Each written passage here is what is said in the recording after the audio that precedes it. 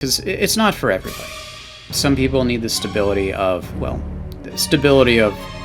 a full-time job financially. In sports, there is no stability in terms of hours. So you rule that part out, but at least you know week to week, month to month, depending on where you work, how much you're going to be making. And that is not always the case with freelancing. You have really good months. November is looking very, very good for me right now. And then you have really rough months. Welcome in to the spooky season of the Sports Prod Pod. It's me, Nick, going solo this week. Time to talk one of the spookiest things out there, and going solo is the perfect opportunity to do so. We are talking freelancing. That's right. Your chance to be your own boss, something we touched on with Matt Desmond a few weeks ago. And it just felt like a good time as the boys are busy, and I'm in the heart of things on my freelance journey to talk about my path of freelancing, how I feel about it, and just the concept in general of freelancing. It's been a little over a year for me. I started August of 2024. Freelancing again. I was previously freelance, actually, before I took the Charleston Southern job. I was freelancing full-time from, I guess, 2014 until about 2017 when I took the Charleston Southern job. Freelancing was working out fine, but I'd just gotten married. It was a chance to be put and stable in one place without all the traveling for a while, and no regrets there. I grew a lot at Charleston Southern, and without that experience, I don't know where I'd be. And, if I'd stuck to freelancing, who knows? But I made my decision and I stand by it. But after 7 years at Charleston Southern, I got this feeling that I was at my ceiling and more needed to happen to grow and really just kind of be settled. I wasn't unhappy with the work at Charleston Southern. I was able to incrementally push every year, but to really take the next step that I wanted to in my journey, the only option for me was freelancing. There are reasons I am not able to look to outside sources for other work full time. It's family stuff, basically. We are here in Charleston, so is our family. It does not make a lot of sense to leave at this time. So it was continue on at Charleston Southern, which would have been fine, or kind of take the chance and see what's out there for me freelancing wise, what I can do, how I can expand, what my life can become outside of my Charleston Southern bubble, which was plenty cozy. So my process was, first off, check with my wife, because, you got to make sure that that's fine. And thankfully she was very supportive that I take this chance and take the opportunity. And from there, I took some time laying some groundwork, just reaching out to companies and people that I'd freelanced with and worked for, and say, hey, this is what I'm thinking of doing. Is that someplace that you'll have a spot for me? And once I felt like I had enough positive enforcement in that I'm not just jumping in headlong without a plan, it became time to say, all right, this is real. Am I going to do this? And if so, when? So I picked my date and went from there, and officially turned the keys over August 1st of last year into a world of unique experiences, I guess I'll say. And immediately my first day, I was doing my first corporate gig on Isle of Palms in South Carolina, helping set up for some blood disease corporate event, and set up and tear down and run the tech booth. So thanks to Noel Hurland, a friend of mine. So as soon as the day came to start, I was on the floor. I was hitting the ground running, and haven't looked back, thankfully.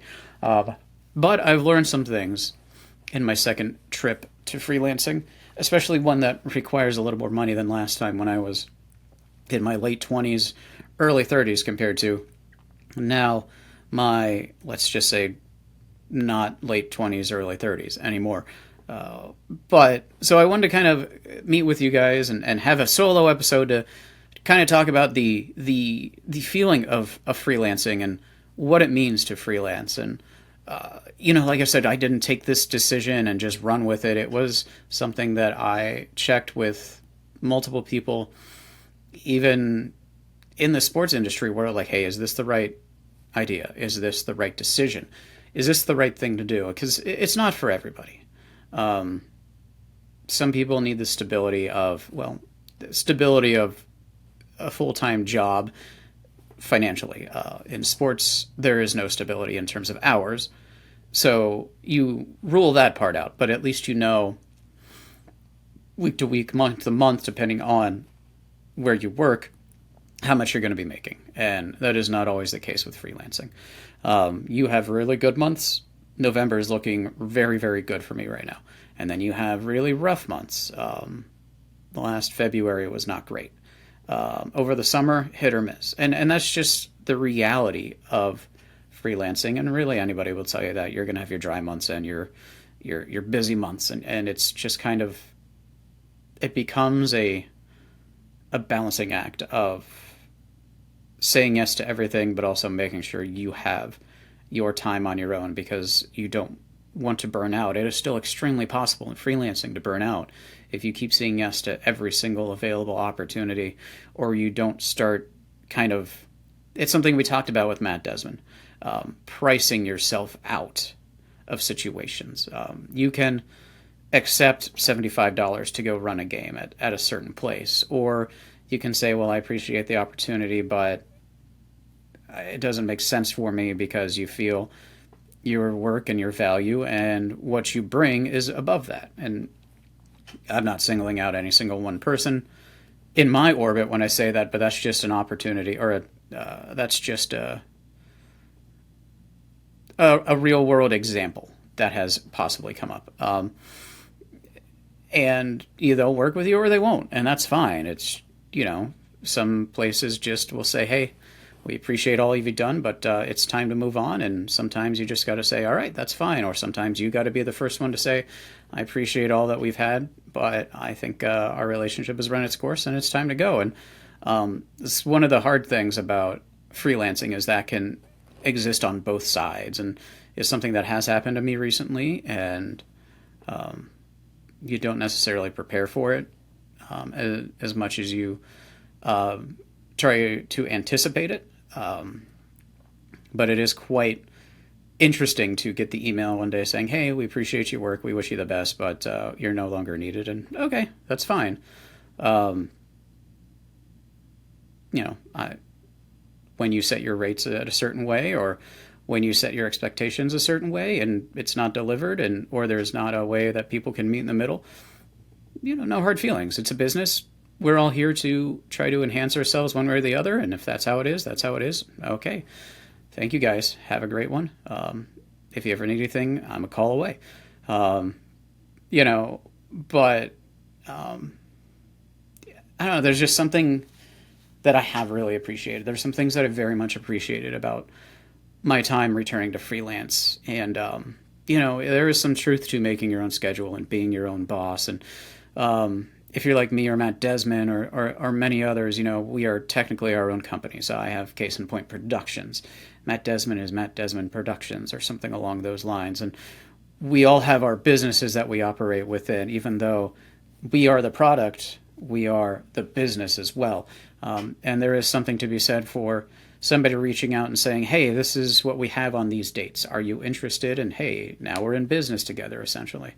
Even though it's just you driving to Columbia or Orangeburg or down to the Citadel or College of Charleston or the Charleston Battery or the Stingrays or the River Dogs or Charleston Southern or any number of places I've worked in this town, past, present, or future, to go and do your job that day and then come back home. It's you are their client and vice versa. Their client is you. As that individual identity, as you make your own schedule. And I appreciate that there's always something different. In the past year, I have worked corporate events. I have worked a wrestling event on the Yorktown, the USS Yorktown, the aircraft carrier in the Charleston Harbor, that has a personal connection. My grandfather on my dad's side served on it. Never met him, so it's my chance to bond with him while I work. I have worked a tennis tournament. I have worked a basketball tournament, men's and women's basketball tournament. I have worked a bowl game. There is variety. There's something different. There's something new about every week and I really appreciate that. If you're doing it right, there you're not really ever bored. And I say that in a good way, in that you can pick up that variety. You can run camera one week, you can run graphics another week, you can run replay, you can direct, you can A2, all through a different week. You can be doing different things. In the past 2 weeks, I've run graphics, I'll have directed, I'll have run replay, and I'll have A2 an event in the past 2 weeks. And it's nice that you are able to continue to grow old skills while strengthening new skills. As I A2'd South Carolina, Oklahoma, it led me for growth in that there were things that I didn't know on that broadcast that I felt comfortable working with or inquiring about on site, which also never forget or never be afraid to ask a stupid question, because if they know it's well intentioned and you are going to pick it up quickly, they will not care. Whoever they is. In this case, my A1, I would ask one or two, hey, stupid question for you, and it was met well, and explanations made sense, and I went and fixed or took care of things right away, and boom, I looked good because of it. Everybody looked great because of it. So don't be afraid to ask stupid questions. But you're never bored because you're constantly growing or you're enhancing a skill that you already have. And it's very nice to be able to have that best of both worlds. And that's one of the reasons I went freelancing, is because it gave me that chance to keep my directing and producing abilities, to keep my replay abilities, to keep some of my engineering abilities, but also I'm focusing in on running expression. I'm focusing it in on being an A2 for broadcasts. It's given me opportunity for growth that just from being at one location I didn't have anymore because I'd maxed out my resources. And there's nothing wrong with that. It's just, this is what I needed. This is what I was looking for. And without the ability to take another job somewhere else and see what else is out there, as I didn't have, I wouldn't have had this opportunity for growth and for further development. So I think it's been great. Like I said, you're also not in that rhythm of like, something I did appreciate about college athletics and still do is the defined seasons. I mean, by the time you get bored with one system, or one cycle, I should say, Olympics, volleyball, soccer, and football, all right, well, I'm kind of done with it. Well, guess what? You're on to basketball. All right, well, I'm kind of done with basketball. Well, guess what? You're on to diamond sports. That very much still exists in freelancing, but there is more variety, and you are able to take more breaks if you want, if you need to, if you're able to. So if you're saying, all right, well, I don't want to do football for a while, that's fine, as long as you can find a corporate job, or as long as you can find something focusing on volleyball or soccer for a while, or editing, or what have you. There are ways to work around if you are tired of one particular thing, if you have the right connections and have the people around you and have that ability. I've always also really enjoyed the travel that I've done, which led to very unique and cool experiences. I would probably have never been to Indianapolis or Boise, Idaho, or New Orleans for the first time without my freelance work. And I don't know that I'll ever get to Boise again. I would not mind going back to Indianapolis. I've been back to New Orleans because I had that taste and enjoyed it. I tell people I'm continually shocked by the fact that I loved Boise, Idaho. It was beautiful. And I would not have just gone out there by myself. Instead, I got paid to be out there, and somebody flew me out there. Somebody paid for my hotel. It's pretty cool. It's a pretty cool opportunity to do that as a freelancer if you have that ability, which thankfully I do, and I'm at that point. And have had opportunities I've turned down to go to Boston and Nashville for work. And again, it blends in with the variety of job too, because in some of those I was producing, some of those I was directing, some of those I was running replay. So the variety is there even with the travel. And the more that you can do and the more you diversify, well, the better and the more opportunities you're going to get. And that's really a big thing, I feel, is diversity. And I told one of my big freelancing companies recently, so this is kind of as I got hired on for a project in November with them, um, yeah, this is kind of the direction I'm taking for your bigger shows. If you get the option to reach out to me, is running this or running this. And for the smaller shows, the fly pack shows, I'm perfectly happy doing this and this. Whatever gives me an opportunity to keep working with you guys, because not only do I like getting fed, but I like you guys as a company. Um, I'm all aboard, and so these are my strengths, and these are what I'm growing into, and this is what you can use me for going forward.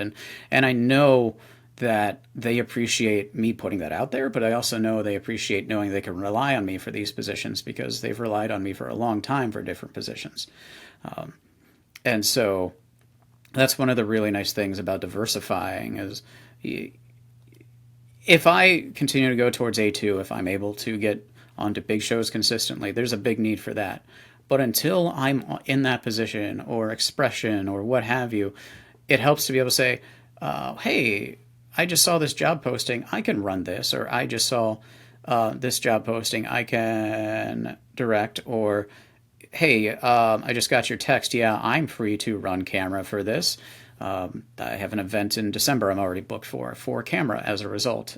So because I was running graphics on a previous show, they came upon something else local and said we need a camera operator. So I've got 3 days of that booked in January or December already.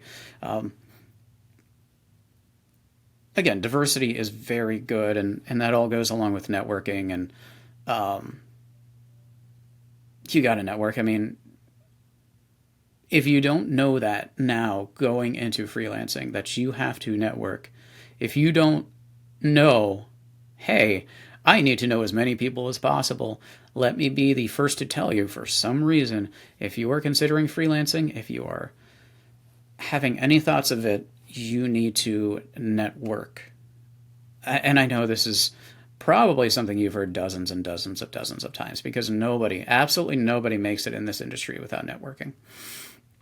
And you can say that at any level, man. You can say that for any part of this industry, whether it's music facing, corporate facing, sports facing. Any bit of this is all through networking. It's by you getting to know others and everybody working together in that sense. There's a lot of taking care of each other in this business. Um, g- Going up through the years, I've been very proud of my coaching tree, we'll call. And I have people that have worked with me that are at Flow Sports full time: Duke, formerly UNC, formerly Rice, formerly Presbyterian, formerly VCU, formerly College of Charleston, now at NASCAR, formerly the Seattle Superhawks, or Seattle Seahawks, pardon me, not Supersonics. Unfortunately, they're not with us.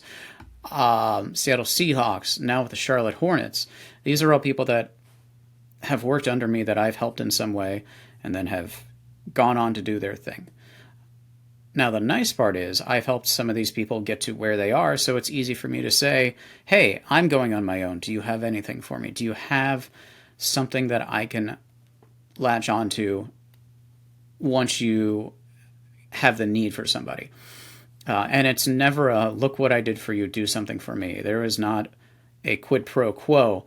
But if you're networking right, if you're a good person, if you're getting along with people well, and if you show up and do a great job, they're going to use you, they're going to help you since you helped them. And, as long as you know your limits within what you're doing, if you've never done it, don't say, I can build a box lens camera. That's when you will take a lesser camera opportunity and try to get done quick, and go upstairs and watch them build the box lens. I mean, no, not that they're hard, but don't say you know how to build and run one if you don't. Don't say you can. In my end, I'll use myself as a perfect example. I can run an expression. Now, programming it, setting up all the different data points and entries, I'm still shaky on. So I'm not going to go to a person and say, yeah, I'm your expression guy. I'll say I'm your expression op, and that's kind of where it ends. I'm still getting better at the data entry. I'm still getting better at using it. But I know my limitations. So I don't want to put myself in a position of where I'm saying, yeah, I could do all this, and then showtime comes and everybody's looking at me or you, wondering why you're not doing the job you were hired to do.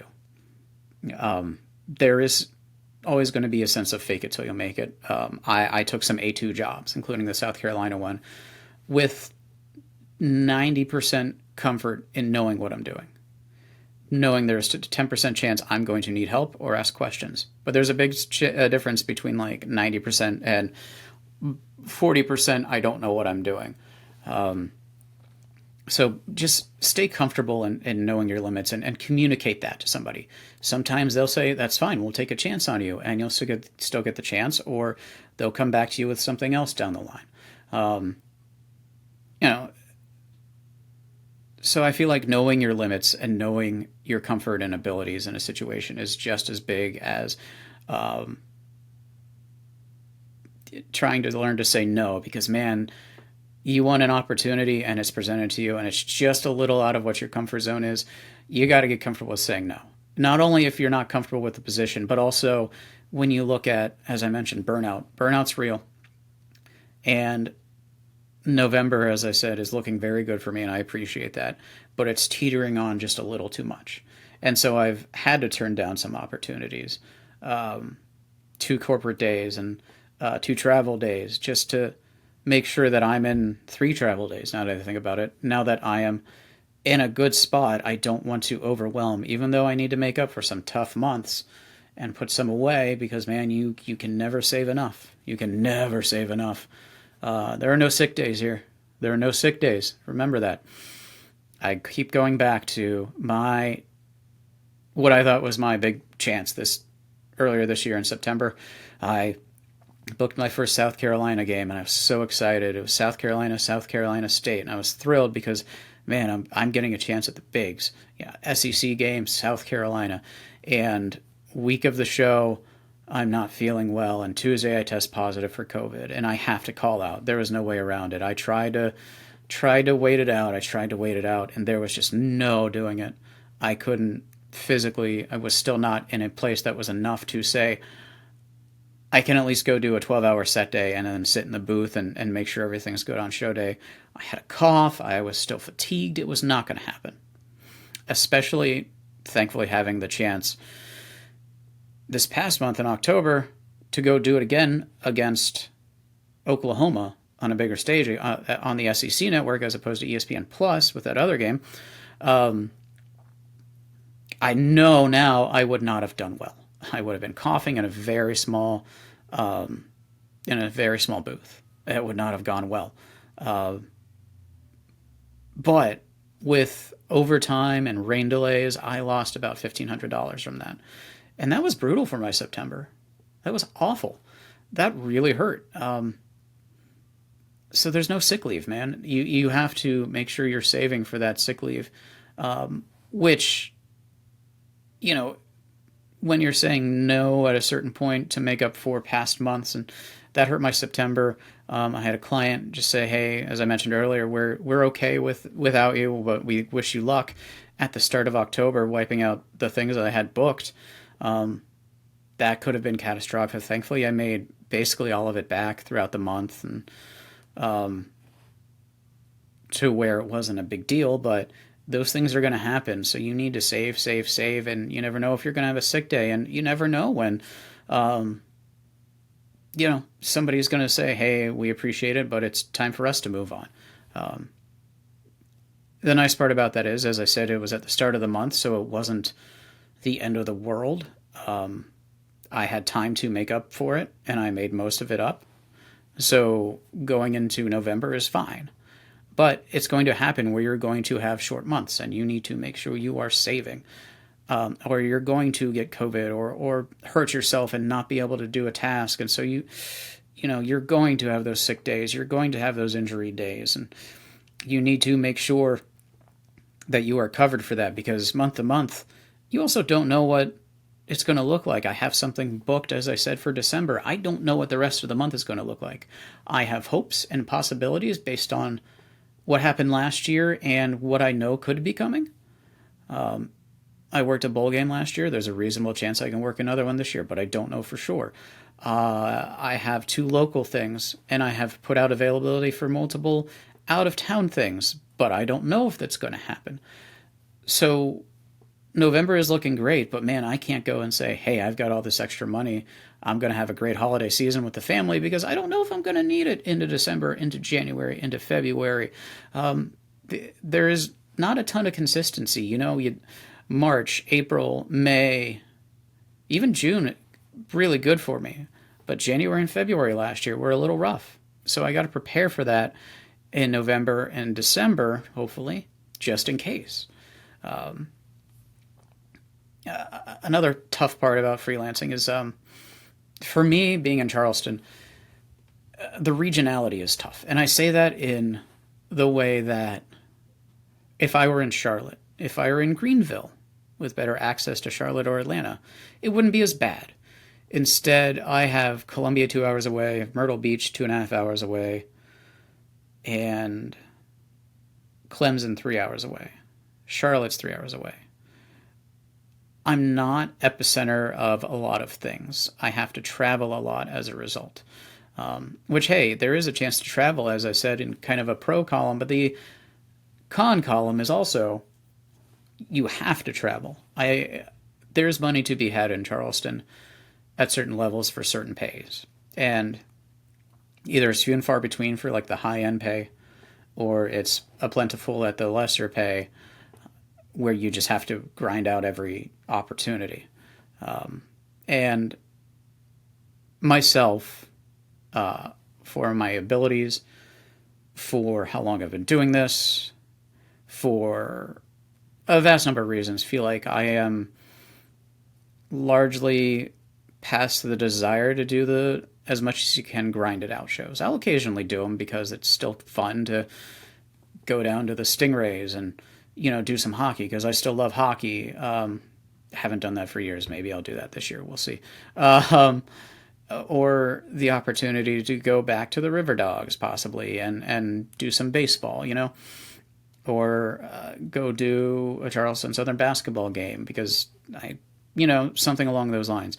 For the lesser money, just as a one-off to say, hey guys, I missed you guys. It's good to be back. But it's not going to pay the mortgage. It's not going to pay the rent. The lights won't stay on because I'm working College of Charleston games. And that's fine. They don't need to. That's the training ground, essentially, these days.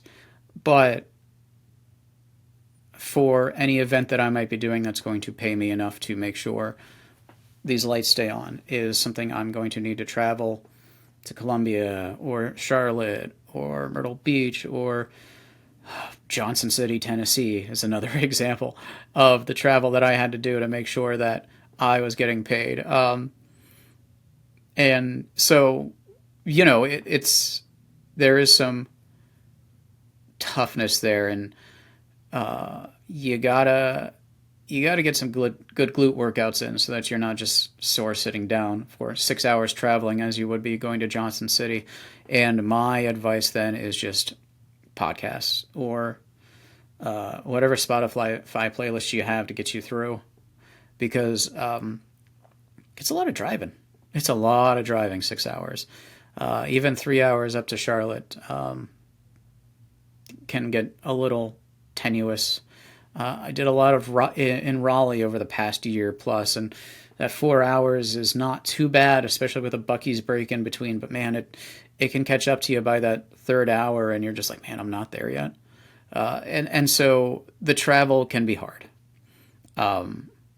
It's usually just a day or two, and that's not so bad. But in the case of the Division II World Series, 12 days in Cary is wonderful. I enjoy it. I got my Shake Shack in, but 12 days away from home is not easy. But that's what you have to do if you're someplace like Charleston, or if you're more in the middle of nowhere for this kind of thing. And that's kind of a downside, is the regionality, I suppose, for lack of a better term. I'm probably not going to get a chance at things in Charlotte or Atlanta as I would if I were in Atlanta or Greenville or Charlotte, because they have their built-in base. Why are we bringing in somebody from 3 hours away, 4 hours away, 5 hours away when we've got our people here? So there is more that you got to fight. which is why it's so important that once you network and get in with the right people, you stay in there and always be somebody that they'll call on, as has been happening more and more for me in the past probably couple weeks, thankfully, as things pick up again and crossover begins and bigger shows start to happen on the regular. Which is why it's also tough that you're never really off as a freelancer. Just this past week, I was spending time with my family on a family member's birthday, and was doing the right thing. I had my phone away because hey, let's focus on the family for a change. And I missed a work email to go to Statesboro and do some work, and would have paid a really good amount of money. And by the time I got back, they'd already booked for somebody else. And, it wasn't something that was like going to make or break me, but it was something that would have really helped. And so to actually have put down my phone for a while for change and have missed an opportunity that I don't want to say needed, but really wanted, it hurts, man. And so you're never really off because you're always on your phone. You're always checking your email or your text to see, hey, who's here, who wants you, who needs you, before you have a chance to miss out on it because you took your time. And so, yeah, you're your own boss and you're making your own schedule, but around those times, you are not. You are always refreshing. You are always checking in to see what random person is saying, hey, I heard about you from so-and-so, and I could use your work this weekend and not miss it. So you're never really completely off. You're on vacation and you're checking your emails or your texts. You are at a family event and you're trying not to, but in the back of your head, you're like, I need to check my email real quick. I need to make sure I'm not missing anything. There will be a point where you can set those hours and those boundaries. There is a point where you establish yourself enough. I'm not there yet. I feel like most people who freelance are not. But it's a fact that even then you are still your company. You are your CEO, your GM, your top to bottom, you are your entire company. So the leaders do not get much time off. You can set your dates for Christmas and New Year's, and chances are the people that are trying to talk to you are not going to reach out to you those times anyway. So it'll work out. There are going to be times overlapping where you just know it's going to be slow. The holidays that are coming up, Thanksgiving time, you're probably not going to hear from anybody. Christmas time, New Year's, probably not going to hear from anybody. And so that's good. But on the day-to-day, when we were in Florida this past summer, Amelia Island, I was still checking for emails to see if the battery needed me, or filling out my availability for the river dogs, or communicating about what was happening in August when I took over for the lead there, Connor. You're still going through work, even though you are off, and you're not getting paid for those times either. Again, no sick leave, no vacation time either. Your vacations are on you, and you're not getting paid. So it really is a lot as a freelancer. Is it something that I feel bad about doing? No. I had the support of my family, and I had the support of friends that helped keep me fed for a while as I got on my feet. Again, I'm a year and 3 months into this, 4 months basically, since it's almost November. I'm probably exactly where I should be for amount of work coming in versus how much I have to chase. But I was lamenting the other day to my wife, like, I was hoping that I would not be chasing as much at this time. With the reality of it being, I'm 16 months into this. This is still new again. I have my core group of companies and people that will use me. But there's still big groups out there that I am just meeting and getting to know and working for. The show at South Carolina was my first time working for a company I'd never heard of, even though I had the phone number of the crewer in there. So I guess I had worked for him. I just didn't remember him. I'm sorry, guys. But there's so many individuals and companies that have packages that that you'll learn about that you don't realize were out there, to where it's saying, okay, well, I understand why I'm not why I have to chase still, because these people that I don't know about, that I'm just learning about, have been around for a while and they have their people. How do I break into this? So it's easy for me to say I don't feel like I'm as far along as I want, with the reality being, well, yeah, that's because there's still a long way to go. The fact is, only twice have I missed my target for a month, and one of them was this month, and it was barely. And so I'm doing fine. I've never had to defer bills. Everything's been paid. I've been able to absorb $3,000 worth of car work, which I never recommend your air conditioning going out in July, especially in South Carolina. So my contingencies have worked. I just had hoped for more, and that's probably not realistic, and that's fine. So you just kind of, if you are considering going freelancing full time, that is something else you need to keep in mind, is like, unless you have a lot going for you, it is not going to be on the up and up right away. It's not going to be the simplest thing right away. I've been fortunate that things fall into my lap regularly, even when it seems like I'm against the ropes. Sometimes they will happen. July was a great example. I was on vacation and I realized I was around $1,000 short for the month.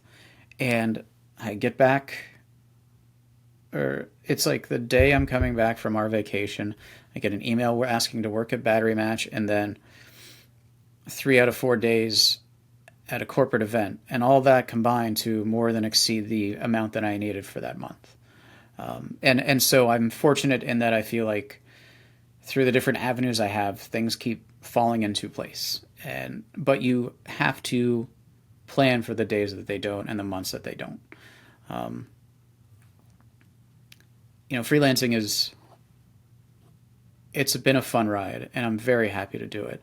But when I was talking to Scott Eisberg's class at College of Charleston last month, a student asked me, is this an avenue I want to go for the rest of my career? And I don't know. I don't have a good answer for that. I genuinely don't know. It is something I need to do now, and it's something that is helping me grow. Could there be other opportunities full time that grow from this? Yes. Could there be enough opportunities freelancing that grow from this to where I don't ever need a full time job again? Yes. Yeah, the biggest thing in my way, honestly, is healthcare for my family, and freelancing doesn't come with that. If you get in the right unions, it will, but I need a lot more Disney work or Turner work or anything like that for that to happen. Disney, call me. I'm on the list. Come on, guys. But I would be content with freelancing for the rest of my career if it came to that. As long as the inroads are there for me to keep growing. Just getting by isn't what I want. If it's what it has to be, that's fine. We are here for the right reasons. It's for family. We're here to make sure that they are still in good shape. So we have to be there. And if that means I have to tread water for now, okay. It's not always going to be bad. It's not always going to be great, but it's not always going to be bad. And, I'm fresh to it, and I've only had 2 months where it hasn't worked out. And even then, it was negligible in terms of what I had in the bank account. And I've absorbed the hits that have come along with it in terms of sick days and my car breaking down and clients, saying thanks but no thanks. I've been able to weather that, and all that in the last year and 3 or 4 months, what have you. I feel like I'm in good shape. It's just very easy, like with anything these days, to feel like you are not doing enough, or you are not far enough, or you are not bringing in enough, or what have you. And That's something very important with freelancing as well, is just make sure you take time to realize what you're actually doing and how far you're going and what all you've accomplished. I I said this last year to the fellows in the group chat. When I was at UNC, like I was frustrated because I was hoping I was further along, which clearly is a pattern. But I was about to work my first, ACC game, and then a year later, here I am. I've got an SEC ranked game under my belt with Oklahoma being number 14. I had goals last year of working at the local tennis tournament, and I hit it, of getting a basketball tournament, and I hit it, of working the D2 World Series again, and I hit it, of a bowl game, and I hit it. And again, this is not all me doing the work. This is people trusting the work I've done and reaching out to me. But that's after year one I've done that. If I can keep doing that, I'm in good shape because more and more will come my way. So never ever on your freelance journey, if you are taking such a journey, should you ever stop and wonder about such a thing, unless it's just month after month after month of just not happening. Then maybe not. In which case, I hope you have a big nest egg. But I really hope that's not the case for you if that's where you want to take your journey. The chance to freelance was something that I built up over the better part of a decade since I'd started doing regular TV and left the radio side. The relationships I've had have gone back far, with gaps in between of not hearing from companies for ages and then suddenly hearing from them repeatedly, to secondhand introductions by people that have led to things. The high school football I'm doing this year is because of Sue's, because of one of his students is involved in the high school productions. So that's how I'm doing that. You take a friend of mine, Jordy, that freelances full time for bull riding. He was my intern for the South Carolina Stingrays a decade ago when I was their video guy, and he did such a great job. I kept recommending him for work, and eventually he was able to take it off and start doing his own thing. And he still does Monday Night Football for ESPN, and he'll do college football games. He was at South Carolina with me. He was on the same show. But this is built up over 10 years that he's able to do this, and now has his own place and whatnot in his late 20s. And, there is no linear timeline like anything else. There is not a gentle arcing swoop. It will be a roller coaster. There will be ups, there will be downs. The downs are expected. I was having a lot of ups for an entire year, and I kept saying, all right, not to be negative, but when's the universe going to balance this out a little bit? Because it's going to. There will be those times, which is when you go and save, make that money count, put it aside, and don't touch it, even though you may see big numbers and want to say, oh, I could do something really good with this. You never know when your car is going to crap out and overheat on the way home from a gig.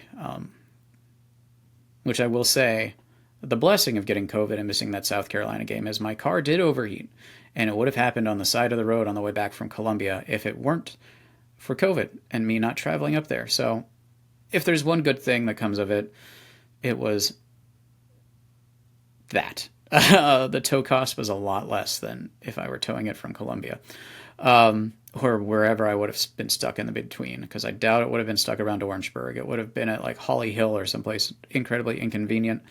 For those of you that don't know the Charleston area, Holly Hill is like an hour away. So, make sure you have that set aside for those times, because the universe will let you grow. You will grow, but it's never a full-on arc. It's always a jagged up, down, up, down. So if you think about freelancing, that is really like so vital, is, make sure you network. Make sure you are not necessarily just focusing in on one thing unless you have that niche market cornered. If you can just go in doing that, then go for it. Otherwise, the more you know, the better. Make sure you can say, yes or no to something based on what you feel are within your limits. Do not go completely faking something in the hopes that you'll figure it out if you don't know word one. I was able to do that with A2 because I had a reasonable idea of what to expect, and I felt like it was a 15-20% learning curve as opposed to going in there not having an idea or having like half of an idea. And at that point, just it's okay to say no. And even within busy weeks, busy months, it's okay to say no. I had to turn down a trip to Foxborough last year because I was a week later going to Cary for 12 days and 3 days away from home right before going away for 12 days. It was something I had to say no to. And I already had something at home, too, to offset that, thankfully. So it wasn't the end of the world, but you got to get comfortable saying no. Make sure you have your support as many places as you can from your family, from your friends, and then from these places in the community that you are hoping to use. Take your time to reach out to them and let them know of your intent so that you become on their roll call again and you're not just throwing at them and saying, hey, I'm free now, use me right now. Well, they may have planned out months in the future and now you're stuck with a couple months of no income if you've already left. As I said, I took my time to make sure that I had this in my future. And in that process, I actually had somebody say, yeah, not only will we be able to use you, I can use you in June. So it gave me something to put forward to that first month, just in case. And it was a great bonus. So just if you are considering that, have all your bases touched. Make sure you have all that support everywhere. And before you go out, make sure you are stashing that cash, man, because you don't know when the dry seasons will hit necessarily. My August was a lot better than I thought it'd be, but then my September this year was not great, and my October had the potential to be not great. And a lot of the September was because I got sick and missed that game.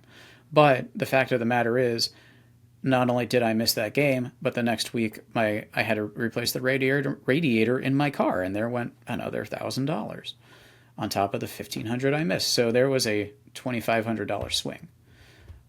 So that's why it's so important to save, save, save.